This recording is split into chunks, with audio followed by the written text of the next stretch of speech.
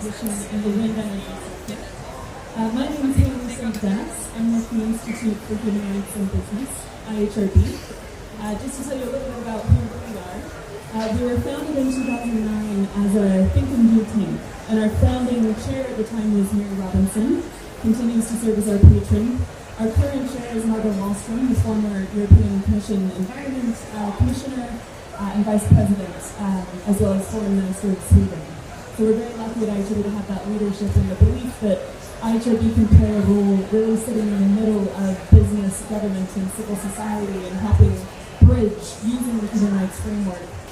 So Ben, I want to turn to you first. I think those mics are live. Really to pick up on that point about benefits and opportunities. And jobs, are the first place I think people go to, but a lot of people might not understand that wind jobs aren't always co-located to jobs coming out of fossil fuels and coal, right? They're often in very different parts of the country or a sub area. And so jobs are given. And so what are some of those other benefits? Local content, for example, in the sourcing and supply of minerals. Co-management, co-benefit models with indigenous peoples and other local communities. What's the state of play for those benefit models right now as we speak? Thanks very much for the invitation to moderating this panel. Thanks also John for inviting me and the ILO area committee. I had the pleasure of spending some time with retreat in a good conversation with all of you. So in terms of the benefits for wind, I mean, the first obviously is climate, and we won't talk about that. The second is clean air, which actually people don't talk enough about, because I think it's a veritable, kind of real kind of hellish places where people are literally being poisoned by energy production and pollution by cooking with unsafe material and so on and so on. The third is supply chain and jobs. But we can talk about this deeply. It's a very major creator of jobs. We're at the moment we're at something like 1.3 million in the wider wind energy industry. If we get to the net zero target, and the trajectory that the IEA thinks we need to be in Irina, we would need 5.5 million jobs in the wind industry. So the kind of jobs they are, it's technicians and engineers, but it's also financial experts, it's modelers, it's people in IT, it's people who can work with new digital solutions.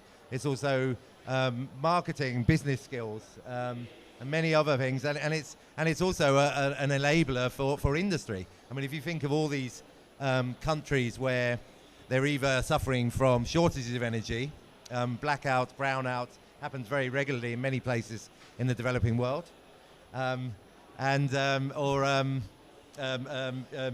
just the economic opportunity around people having energy and being able to do things in their lives and create new things and sit there and create new projects and be able to create businesses. It's obviously an enormous enabler. And then I wanted to just mention the piece around development that you're referring to, Haley, and the actual building of the wind farm. So traditionally, it's been very ad hoc how it happens. There's many different jurisdictions and multiple kind of overlapping types of regulation around the world around how development happens and around how things like land acquisition happen and around taxation and about how people can participate or receive revenue in some way from the activity that's going on around or near where they live or their land, right?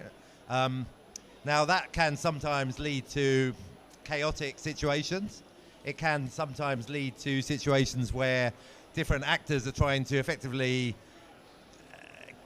obtain revenue from the projects in a way which is informal or I'm trying to be nice, polite how I talk about this. Let's go for it. In some places, you could refer to it as shakedown by certain bad actors. Other times there's legitimate causes that are not being addressed.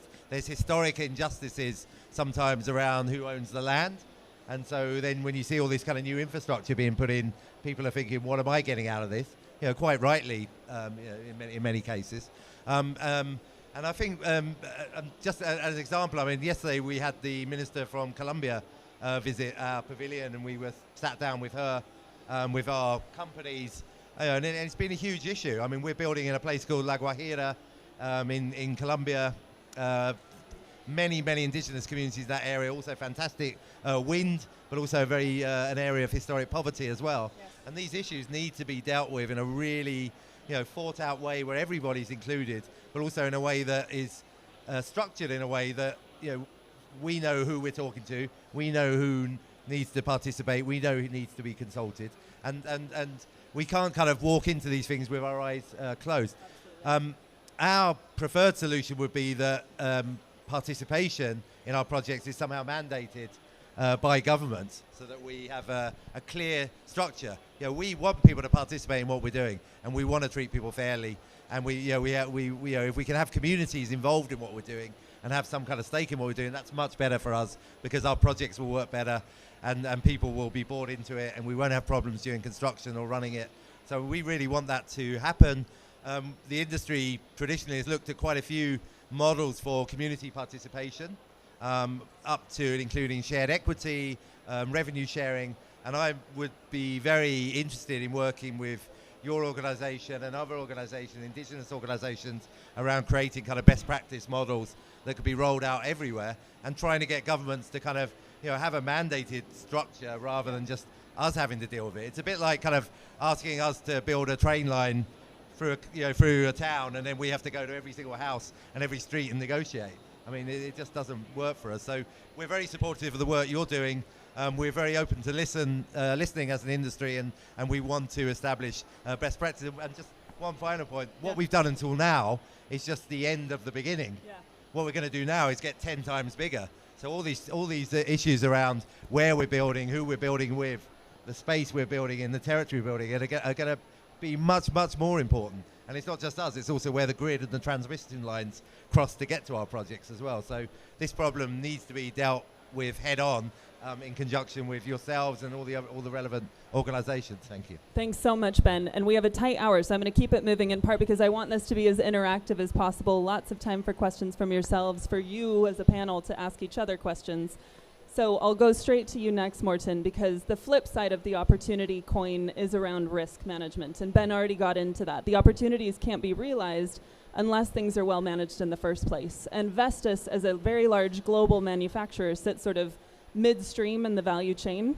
So I want to go from sort of land and infrastructure rollout down to the sourcing and the mining. And a lot of people don't know that more renewables actually means more mining than the sort of traditional hydrocarbon model. So there are significant risks to be managed. Where do you as a company begin with that challenge through what are obviously very deep and quite distributed supply chains? That's a very big question, but let me just start by saying that thank you for inviting me here as well. I mean, we have all intentions to engage in this dialogue, because what we really need in our area is speed, and we need to make sure that we actually get to the transition part, because right now I would question if we are even transitioning. I mean, fossil fuels are raking in record profits, coal consumption is going up, and the wind market is stalling. And one of the reasons it's stalling is because local communities often not get involved in the right manner. And we need to have a very serious conversation about how we fix that together, right? So I just want to say that from the get-go, that we can't do the transition without each other. That's what I'm saying. So it's great to be here. And on the sourcing part, again, yes, we will need more mining on specific items to do the green transition. There's no escaping the fact that if we want to get to the 1.5 degree scenario, or just the 2, if we are already getting pessimistic on 1.5, we're going to have to really build infrastructure. And that is wind, that is solar, it is transmission lines, it's hydrogen plants, it's EV factories, it's all these kind of things. And there's no way around it. We're just going to have to go through that. And therefore, of course, we need to make sure that we minimize the impact on the planet as much as we can when it comes to the sourcing and the minerals that we need to utilize. But also just a little bit of a perspective here, because if you look at the scenarios, to 2040, let's say we go for the 1.5 degree, the wind energy industry will account for some 3.8% of the increase in mining and minerals used. So a little bit of perspective here is needed, I think, because I often in debates where we make it sound like, the wind industry or adjacent industries are going to wreck the planet with, mining everywhere, etc., while the fossil fuel industries are mining, at a gargantuan scale every day just to keep their factories or their power plants running, right? And so perspective is needed here, I think, in terms of what's the real challenge. That's not the same as saying we shouldn't do our part, and we are being extremely rigorous with our entire supply chain. Our sustainability targets are some of the highest in the industry, and we will do everything we can to minimize the amount of materials going in. And that is, for example, technology choices. Yeah. I mean, for example, we don't use as much rare earth, for example, as companies that have different technologies like direct drive turbines, etc. We use 10 times less rare earth in the technology choice that we have made, partly because of that reason. And so we can make some technology choices that will minimize the impact on the sourcing going forward. So, but yes, I mean, we will do everything we can to make sure we do this in a sustainable manner. Thank you, Morten. I'll come back to you because I want to probe that a little bit further, but I want to bring Joan in as well. The third piece in our sort of three-part framework is very much around the procedural rights element of the human rights framework and the value that brings in getting both the opportunities and the risks, maximized and minimized respectively. So the importance of agency and accountability in this process is everything to ensuring the transition is a speedy one, despite its mammoth complexity. And a lot of people don't know just how invaluable I think indigenous peoples are to our future and in meeting our climate goals. 6.2%, that is the sort of number of indigenous peoples within our global population. They are stewards to 24% of the world's surface, which accounts for 80% of the world's remaining biodiversity. So any future relationship we have with nature is entirely dependent on respect for indigenous peoples' rights. And that is not what's happening across most industries that are having interfaces through inland and in our natural systems today. There needs to be a significant sea change, and I know, Joan, you're doing a huge amount to try to contribute that. So can you give us a sense of the state of free, prior, and informed consent right now across the wind industry, but also solar and some of the other renewables rollout that's happening? How are you seeing that play out right now? If we look at how the free, prior, and informed consent is being implemented, unfortunately, there's more cases of violation than upholding the principles of free, prior, and informed consent across all the different renewable projects. But the reason for this is because the rights of indigenous peoples to our lands, territories, and resources are not fully respected. And when projects like this comes in, we are not even consulted, of which our perspectives and well-being are not accounted. And we see this in two cases of windmill projects that got the positive court ruling in relation to violation of rights that is related to FPIC. We see this in Norway because the area where they built the windmill affected the reindeer herding livelihood and cultural practice of the Sami people. And then in the case of Lake Turkana, it was the violation of their community land rights, that they did not give their consent for the use of their community land rights, or that they were not given the proper compensation. So I think that we can learn from these experiences on how we want to proceed, because I believe that when indigenous people's rights are respected, the conduct of free, prior, and informed consent is actually a tool for partnership. I want to frame it in that context, because we are not opposing projects for the sake of opposing it. The reason why we oppose some projects is because our well-being, are affected. For example, in the case of Norway, they were not against the windmill per se.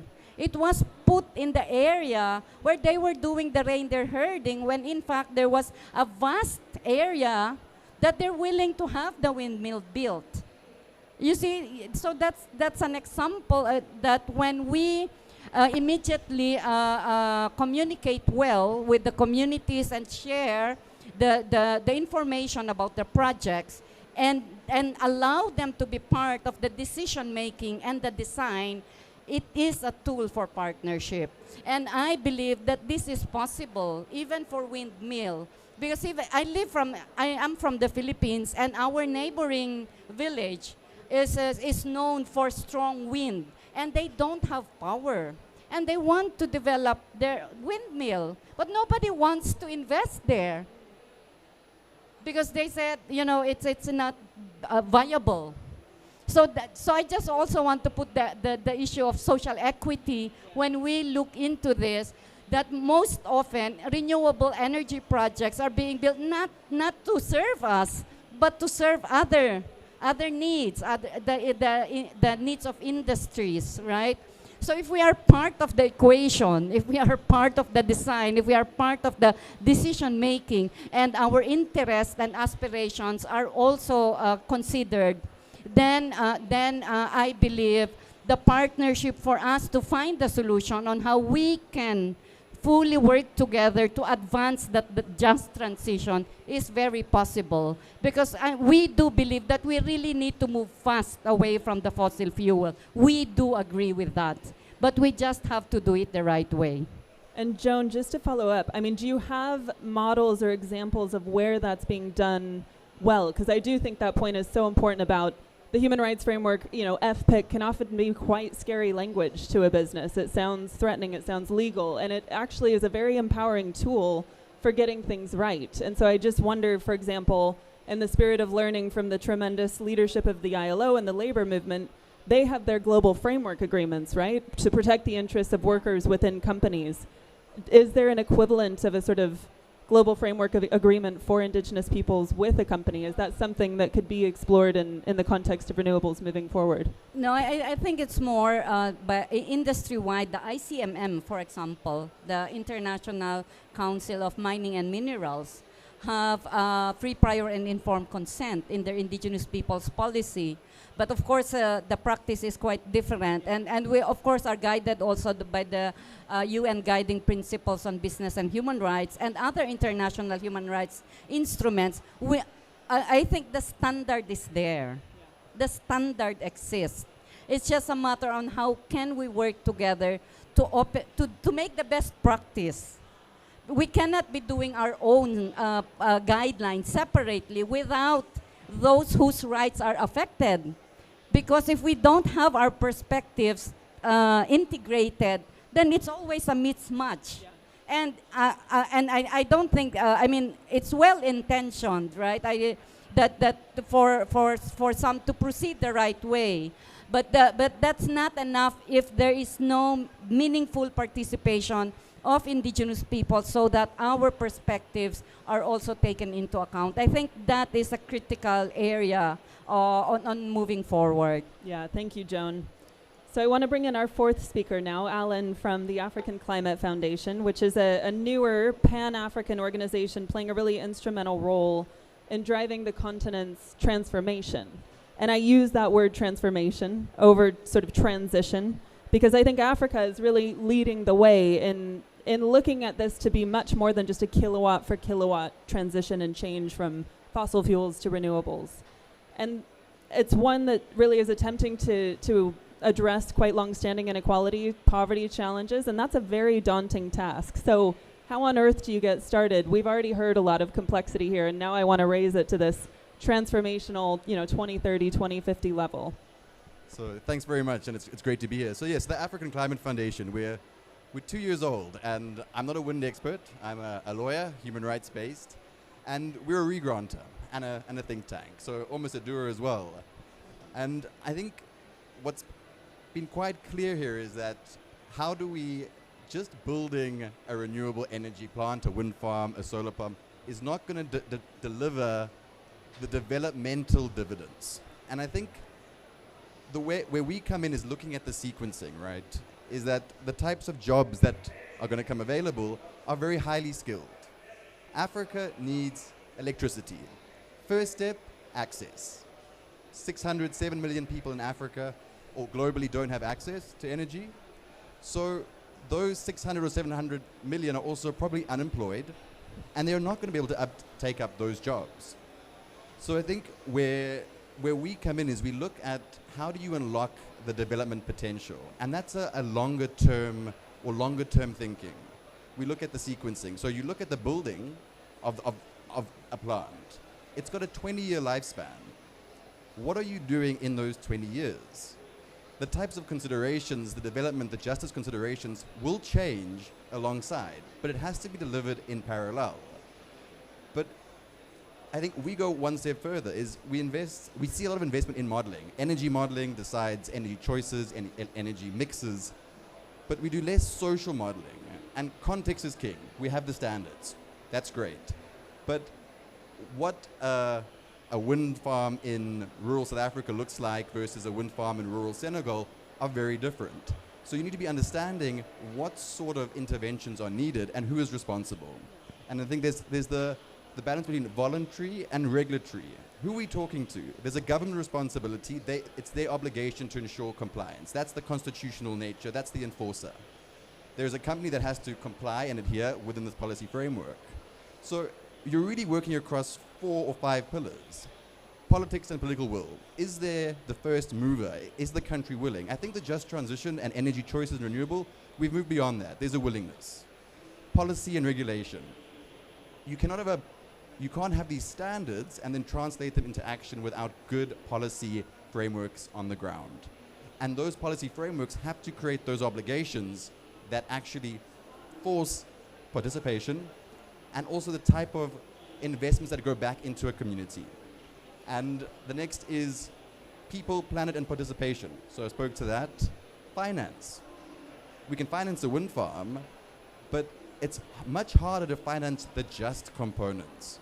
Skills development. Those investments are typically harder to actually raise finance, and where there are crunched margins, where does that responsibility lie? And who comes in that space? And so those are the 4 areas we look at. But I'll stop there because I just think that it's important to be looking at how you locate your energy choices within a broader development paradigm, particularly, and I'm coming from an African and a global South perspective where it's not the same. Our starting point is a lot lower. So I'll just maybe leave it at that. No, that's because great. I could get quite rowdy. Go on. Let's get rowdy. I want to open it up now to the audience, and while people are sort of thinking and pondering their questions, I'll put one to the open panel, and it's to go back to some of the framing I tried to do at the start, because we've talked a lot now about speed, about scale, and about the challenge of meeting that, particularly through finance, and the challenge of the market for wind and other renewables right now.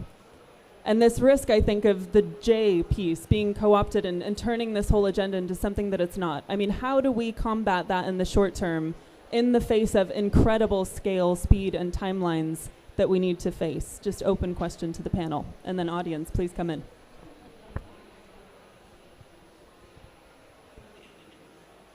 Well, it's really interesting listening to you, Joan, and to you, Alan, as well, and Morten. I was going to say Morten as well, because I spend a lot of time with this gentleman, but he's also said something interesting as well. I think the issue here around finance is an interesting one, because auction systems at the moment kind of prevail, and they're basically about squeezing as much value as possible out of the supply chain, and they're about creating the lowest possible price of power. And it was about the way that the auctions came in through kind of frameworks that were put together by governments and by multilateral banks, and they were basically about when renewables was more expensive than fossil fuel. And so they were about kind of trying to push down the price of renewables to meet the price of fossil fuel. But we're way beyond that, right? So we're way beyond that, and we're in fact multiple times cheaper than fossil fuels, pretty much everywhere in the world. But the systems are still designed to squeeze out value and to get lower prices, right? And to the point where as you mentioned, Haley, margins are really challenged. The supply chain is really challenged because it goes up to them, and so on and so on. And governments are basically thinking about price rather than thinking about value. And what I'd sort of propose here is that the auction system should include the J part, right? Which I think Alan was kind of alluding to. I mean, if auctions are only going to get, if you're going to have this really competitive auction and companies are only rewarded with a project on the basis of being the absolute cheapest, there's a disincentive to do things properly in many cases. So I would like to see first of all, a kind of an understanding around everything else that needs to happen for renewables projects to it. I'd like the J component to be included in governmental frameworks. I'd like governments to stop thinking this is just about achieving a lower price, but it's about achieving transformation, social transformation, energy transformation. And there are examples. I mean, South Africa with the REAP scheme, has tried to do this to a certain extent with local participation, with black business participation and other areas, right? There's no reason why this can't be done. Yeah. It will still be competitive in terms of international price, and I'm sure there's a lot of funding that governments can access in developing countries to make sure that J element is within their power procurement system. So, Thanks, been really interesting. Let me open it to the audience, please. Come in with your questions. We've tried to build lots of time in for that. And we have a microphone here ready to go. One over here.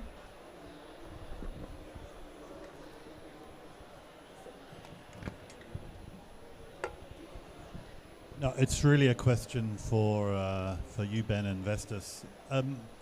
In terms of the new jobs from the green transition in, I imagine there are a lot of jobs up front around construction and infrastructure and sales, and that will be for the next, 10 or 20 years. But beyond that, when we reach a sort of end state, do we ever reach an end state, I guess is the question. Always a wave upon wave of new jobs and skills that will come along. Or will automation inevitably take some of that away? So are we preparing for a future where there will actually be less jobs? And should we be building that in now? Or are we preparing for a future where there will be more jobs in 50, 100 years' time? I just want that longer vision. Thank you. I can try and put some perspectives on that. I mean, yes, there will be jobs, many jobs. And as Ben said, millions of jobs will be created. And I think there's a bit of a misconception that at a wind farm, no local jobs are being created. For us as Vestas, the best possible way to service a wind farm is to have local jobs created around that wind farm, and those are not short-term jobs. I mean, our service contracts are often 30 more years, and they're well-paid jobs, and that are based in the local communities, often around these wind turbines. And a good example now, yes, we can criticize the process around Lake Turkana project, but that actually created 2,000 direct and indirect jobs that many of the local people around the turbines are actually benefiting from today. I wish we have had a standard, as we have talked about here today, before we had went on and sold the turbines to that project, because then we would have avoided a lot of these, follow-ups that came about. But I mean, there were jobs created in that project, and clinics built, roads built. I mean, there were a lot of good examples in that project that we can utilize for going forward, and we need to get that piece right also about the indigenous land ownership, because that's so crucial. Otherwise, we can end up spending 10 years, 20 years just to get towards a project. So, as Ben says, if we can get that embedded into the pre-qualification of projects, then I also have more certainty when I sell my product that has been a good job. I mean, we do what we can from Vestas to screen our customers doing the right job before we go ahead and sell the product. But sometimes we also make mistakes, right? But let's try and fix that. But for the jobs piece, guaranteed. If we can get the transition right, and we can actually start building some turbines again, we'll get some jobs. But that will require some policymakers saying end of fossil fuels, and I'm yet to see it. Yeah, I just want to respond also on the first question on the acceleration. One is that instead of giving continuing the subsidy for fossil fuel, then use that for renewable. That's a big finance that can be shifted to support renewable energy. So that's just one. But in relation to the employment, I agree on the creation of jobs at the local level, including indigenous, because a lot of, if you look at the situation now of indigenous peoples around the world, 70% are in rural areas. And within this 70% do not have energy. So giving access to energy also generates more livelihood. They can process their crops, and we hear that from a lot of communities that their crops are rotting because they cannot preserve. They don't have the means to process it. So I do believe that that also generates support. No, if we provide renewable energy for communities, it can support sustainably their livelihoods. Thanks, Joan. And I just want to pick up on a point that came up earlier around regulation and actually the invitation for it by industry players, which is unusual, I think, for certain industry sectors. You mentioned the R word and a chill descends in the room. So, I mean, how can we unlock that moving forward? What are the keys to that? And Alan, I want to bring in the South African model as one I think everyone's really trying to learn from. And the point I think Ben made about the J element actually getting baked into auctions. Is that something being looked at in the South African context? I know a lot of innovation is happening at the policy level there. Sure. So, I'm going to pull that. So I think the South African model, on paper, is pushing the boundaries. And I think the Just Energy Transition Partnership is accelerating that. If you take 8.5 billion that needs to be spent over the next 4 years, that envisages, I think, almost 44 gigawatts, or I must check the numbers, but there's a huge renewable rollout. It's going to, but it needs to be done responsibly. And I think the just component is, I would say, maybe poorly baked in. The cake hasn't risen, but it provides the entry point. And I think the important thing is putting those, I think that participation and those expectations in very early on in the process. So South Africa, first thing our climate commission did was they put out the Just Transition Framework. This is the constitution of the just transition. It puts the parameters in which all decisions, whether on renewables, whether on investments, should ultimately meet, with 3 types of justice. Procedural justice, as a lawyer, is my least favorite type because that is where the box ticking happens. That's where you say, well, we consulted. We had a town meeting. Everyone was happy. And the reality is that's not the case. So there's 2 other layers. There's procedural, there's restorative, and there's distributive justice. 3 pillars of justice that all mean different things and which will impact the rollout and the development of the process. So absolutely.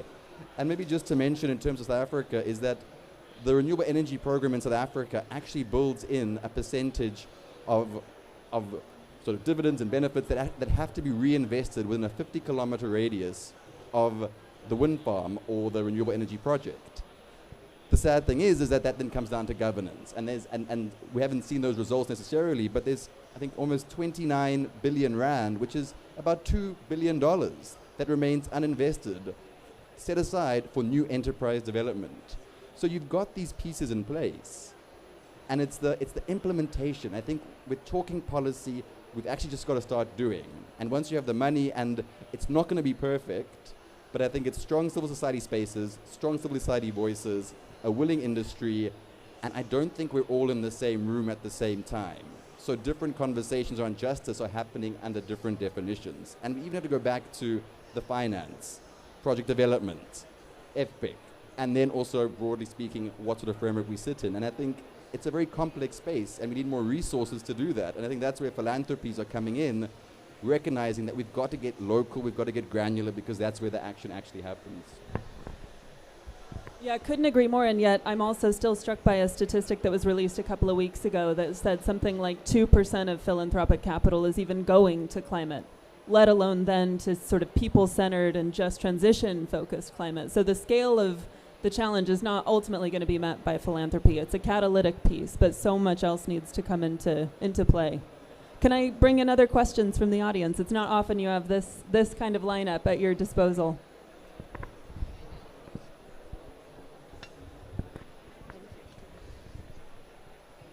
Hello. Thank you so much. It's been super interesting. I just have a quick question. I'm going to crouch.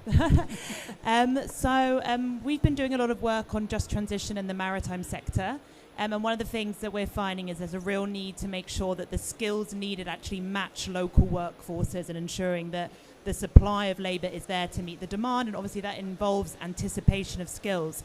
So I just wanted to hear from you guys, particularly in the offshore wind industry, what mechanisms you know of that is sort of anticipating skills needs and maybe sort of on national levels ensuring that that skills demand and that supply is there for the industry. So the effective monitoring of skills in offshore wind to make sure that when that local workforce is actually able to participate. Thank you. Thanks, Martha Selwyn from the Global Compact. Yes. Just to introduce you. I think just next to you actually is another question. No? Okay. Very interesting, discussion. I have a question that is a bit twofold. So the first one is specific to wind. So how do you think that wind can not only provide access to electricity for those that currently don't have it, but how does it fuel industrialization and economic growth on those local communities, while lacking, having some drawbacks like intermittency and needing battery storage development and so on and so forth. And then the second question would be, how do you draw finance where it's deeply needed? For example, in Africa, we lag behind tremendously in terms of access to electricity, but yet we only amount, 5% of global energy investment, and within that, the lion's share goes to only top 4 countries. Yeah. So, how do we change that, basically? Yeah. Thank you. Great questions. I might come to you first, Morten, particularly on the offshore question around skills. And if you could paint a little picture of the offshore industry as compared to onshore, I think that could be really helpful as well.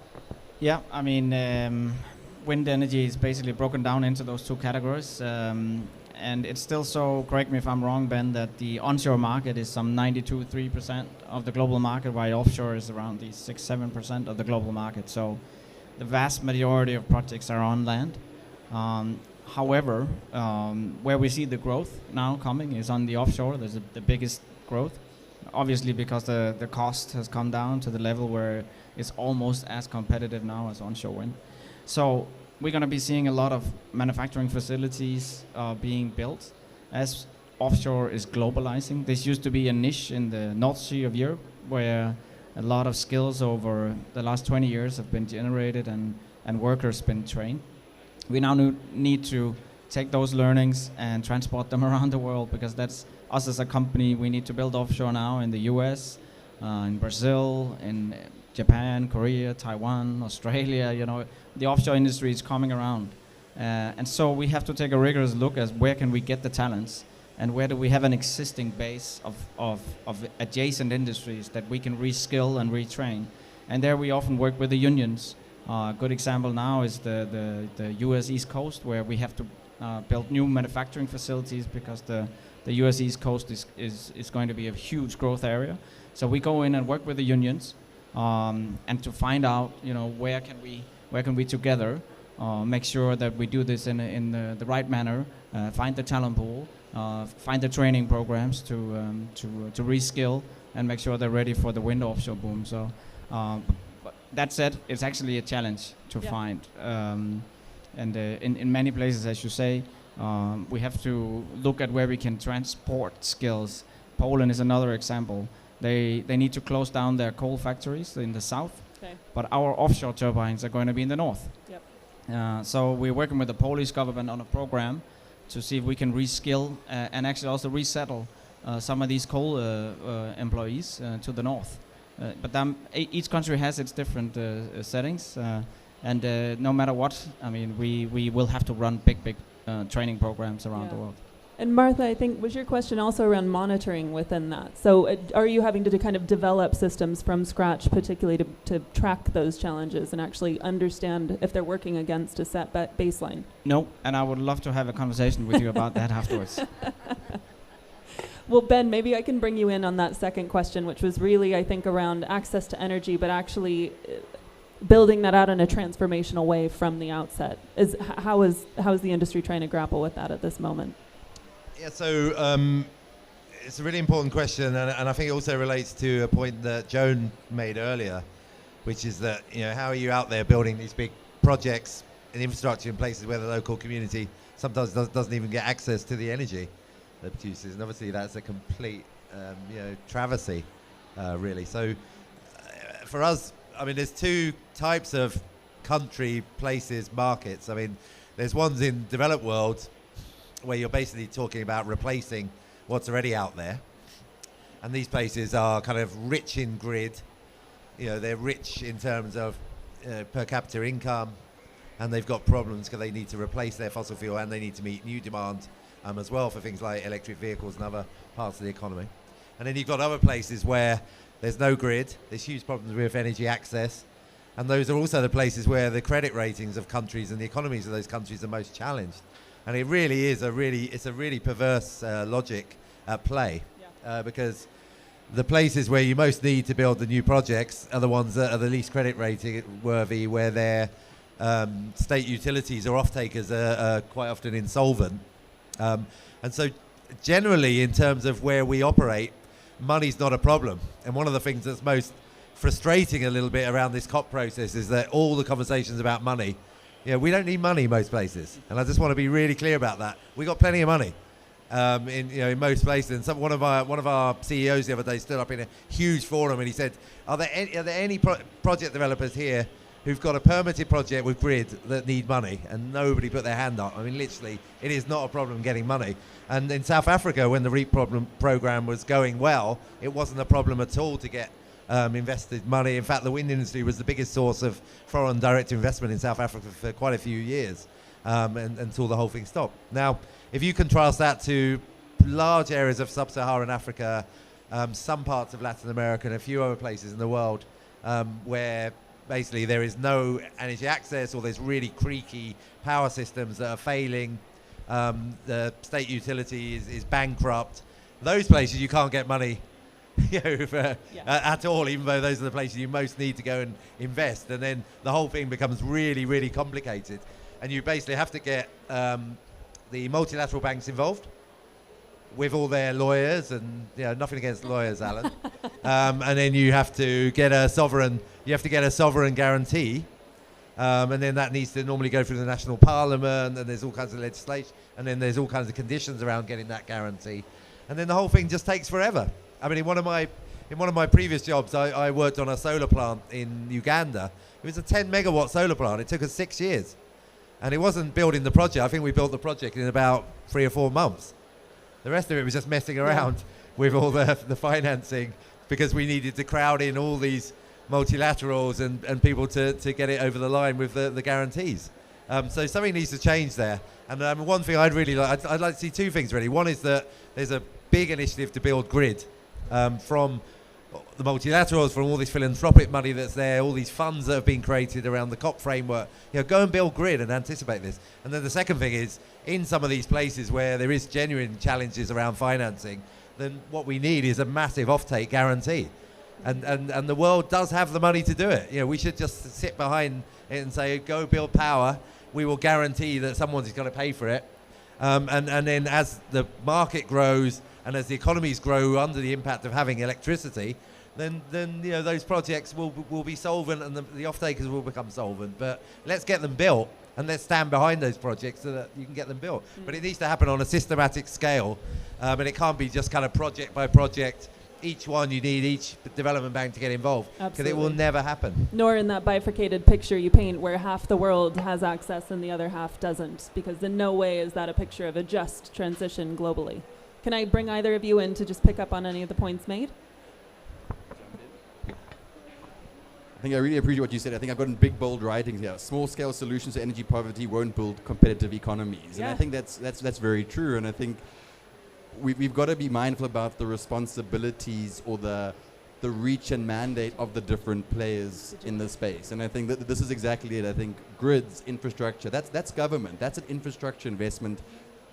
So that's where we need to be thinking about what that off-taker is. And off-taker is such a big term. Is off-taker a special economic zone? And these are the longer-term development trajectories that I don't think we are modeling or scenarioing for a community, because we tend to have been working on these very much these project-by-project bases. I think the JET-P model, as we're seeing, and I think in Egypt's going to be going through, Nigeria, these transition models are at scale. And I think that will be a game changer. And I think that's what we need to be watching quite closely, and also looking at regional power pools as well. You've got strong countries in Africa. You've got SACRI, which is a corridor in Southern Africa, EACRI, East Africa. There are these spaces that we need to tap into a little bit more and actually think a bit more constructively about. And just on the one comment on skills audits and jobs audits, it's exactly what, there was no data to say what will we need and when, and how do we get there. And that's a project that the Climate Commission South Africa has just commissioned, to start building out a data and a matrix to actually monitor. We also have to be able to monitor. And if we don't define what we're looking for, we're also not going to get there, we're not going to plan. So it's always about that ripple effect, what you need in different spaces to achieve a very big and bold outcome. Yeah, and I will pick that up just again as kind of a challenge in the room of government capacity in particular to do that. There is such a small pool of expertise on how to integrate the social with the environmental as we move forward on this. There's, people in government with full-time jobs that now suddenly also have to deliver a just transition. They have no data, no access to data. And I think open sourcing that as much as possible as we move forward by industry, with industry, and learning as we go along in a very frank and honest way is going to be an essential ingredient. Question? Hi, my name is Mette and I work at the ILO. Thanks for coming to our pavilion. I also have a question. I was wondering if here towards the end, if you could all give each of you an example of a project where either indigenous peoples or workers were involved in the process in a really good way. And it would be excellent if it could be like a specific country example or a specific project. So I just think that would be really interesting to hear. You already mentioned one, so I don't know if you have another, but otherwise it would be excellent if you had sort of like an example, each of you. Thanks, Mette. And we have time probably for one or two more questions, so please. Yes, hi, my name is Crystal. I'm from Dutch Union, FNV. And I have a slightly different concern. I hear you talking mainly about projects that will provide the country with clean energy. My country and many European countries are currently making deals with other countries to import green hydrogen, which means they're going to be developing wind and solar farms abroad. It's in African countries. They've made deals with South America and Southeast Asia, which means there's going to be projects there providing energy for countries that are already developed and already are working on their own infrastructure, also with conditions that are not completely clear about biodiversity, human rights. So it's a broad question, but I was wondering if one of you or maybe all of you could reflect on this, because it's sort of extractivist colonialism in a new shape or form. So I'm quite worried about it. I would like to hear your views. Thank you very much. Any last questions? Don't be shy. Great. Well, I might put the hydrogen question back out first, and then we'll come back to that really excellent request from Mette to sort of get very concrete and practical with examples. So anyone that's keen to take the green hydrogen question. Morten, I heard your name. Excuse me, but I really fail to understand why that is a problem. I mean, why is it a problem that the global south has an abundance of natural resources that they can turn into clean fuels and export and actually make, income out of, create jobs out of? I mean, I think I fail to understand what the problem is here. I mean, if you put like a neo-colonialism lens on everything, I'm sure you can find problems everywhere. I think you should see this as a fantastic opportunity for African countries to actually harvest the natural resources of wind and solar and turn that into clean fuels that the rest of the world can utilize. I mean, and it's going to unleash a lot of renewable investments into Africa, because one of the problems we've had is that the lack of grid, for example. Here, when you start producing hydrogen, you don't need grid. You can actually go directly to the project development and start producing clean fuels that not only Africa can use, but the rest of the world can use. I think we should really celebrate that. I think it's a magnificent development. Just checking if you wanted to come back in to clarify. Oh, Joan's going to clarify. I think regardless of what source, right? I think it's the same question saying is that extractives of gas and oil haven't delivered these benefits. It's export markets. It's made these countries very dependent on a commodity that is very subject to global fluctuations and demand. But I think whether it's wind, green, hydrogen, this question you're asking is the same question that we have to put to all developments that are putting themselves out as being part of the transition. Otherwise, it's just a transition. It's a technological transition. It's an export transition. And the questions we're grappling with today on wind, on solar, are the same questions we have to grapple on. And the only thing you can do is be preemptive, is start raising those concerns, those modeling, those scenarios sooner, so that when participation actually comes about, there is a readiness to engage with the process from inception. And I think we are missing that out at the moment, because I think it's still quite a new nascent technology, and so some countries are moving, but they aren't. But I think it's about getting in earlier and with substance and with the evidence base to engage. But I do think that there's opportunities that have to be taken advantage of as a potential. Joan. For me, that question relates more to the issue of sustainability and social equity.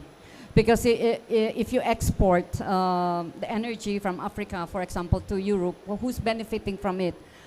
I want to show like what's happening in indigenous territories. We're hosting a lot of energy, but we're not getting the energy, and we're getting the waste, and we don't even have livelihoods.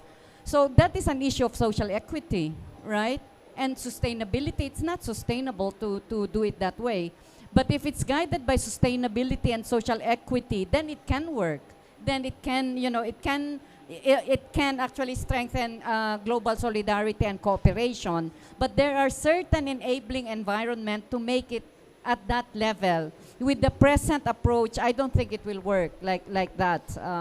So that's my comment on your question about yeah.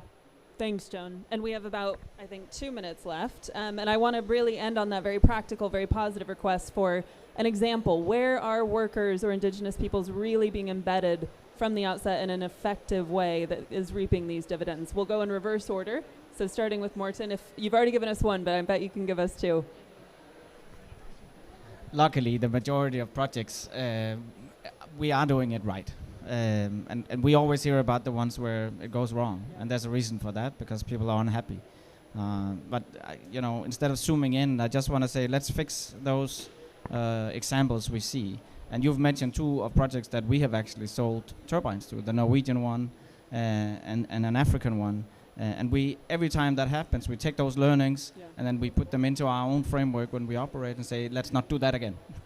So I want to just say, majority of projects are going well, and I want to end on that. Thanks, Morten. Ben? There's lots and lots of amazing projects out there, and I can think of lots of examples where the relationships with communities, and the companies and communities have come together really well. I mean, there's great projects in Chile, for instance, with Mapuche peoples. I know some friends of mine have been developing projects there, and they've had indigenous people involved right from the beginning. And they've had community leaders, also kind of experts in those communities involved. So can you say which developers have been leading that? I mean, Mainstream, for instance, one of our companies has had real success in Chile developing projects, also in South Africa as well. Right. Had really good projects. They tried to implement a kind of gold standard off their own backs very early on, because they didn't have the kind of global standards, but they wanted to have a standard. And there are many projects about that. On this point around energy, some countries undoubtedly will export energy because they've got better natural resources, but I wouldn't compare that to oil and gas. That's an exhaustible resource that's pulled out of the ground. These are renewable resources that are there forever. It's wind and sun, and some countries are going to have an advantage there and will be able to benefit from exporting some energy. Others will import, but I wouldn't compare it to oil and gas. And I also think what's really important is how you do it. I mean, if you're going to go and build a massive solar plant in the middle of the desert and export power from that to Europe, but then nobody in the actual country benefits from it, I'd say that's a pretty bad model. And the same with wind. If you're just going to build wind and then not supply have any benefits for local, and it won't work, because people will get angry and they'll want they're part of it, and they'll eventually stop doing it. So there will be some import export. There is an opportunity there for people, as Morten said, and why not if you've got abundant natural resources and other countries have got less resources. But it needs to be done in the right way so that everybody benefits from it. Thanks, Ben. And Alan, did he steal your example of mainstream? No, so I think South Africa has numerous projects in the reprocess, but I think maybe I'm going to give one to the audience of one to watch and more on workers' rights. So the first coal-fired power plant in South Africa, the decommissioning has started. And there's a process that's been developed between Eskom, our utility, local government, and I think this is going to be the first test of a just transition approach to accommodate workers, to build an additional industry, supply chains and value chains. So I think that's one to watch, because I think the world is looking very closely, because it has started now and it's going to lay the blueprint for the rapid decommissioning of coal plants in South Africa, in a province that is heavily dependent on its coal plants. So I'll put that one there. Thank you. Very tantalizing. Joan, final word to you. Yeah, I don't have any example on related to wind, but geothermal in New Zealand, where it's actually co-owned by indigenous peoples, renewable energy like solar in Arizona, where indigenous communities are in partnership with the energy utility company. And of course, the community-based renewable, IFAD has been supporting, for example, community-based micro-hydro projects that are designed and implemented and managed by indigenous peoples. So those are some examples I can mention. Thank you so much, Joan. Thank you. And thank you to everyone for joining us. This was a bit of a whirlwind, pardon the pun, tour through just transitions in this sector, but hopefully gave you a flavor, some concrete takeaways, and context as much as anything. Please feel free to come up and introduce yourselves to our speakers, myself, after this. Happy to answer questions and make connections moving forward. And I'd love to invite everyone here and online to a session that IHRB is hosting with a number of partners, Loudus Foundation, Climate Policy Initiative, and the Institute for Sustainable Communities, on just transitions and this state of play we're seeing around the term being used in a myriad of ways, and how to combat that concretely moving forward to ensure that social disruption doesn't become the excuse for slowing climate action. And we see just transitions as the key to that. So join us in room Akhenaten, 6:30 Saturday. Thank you so much.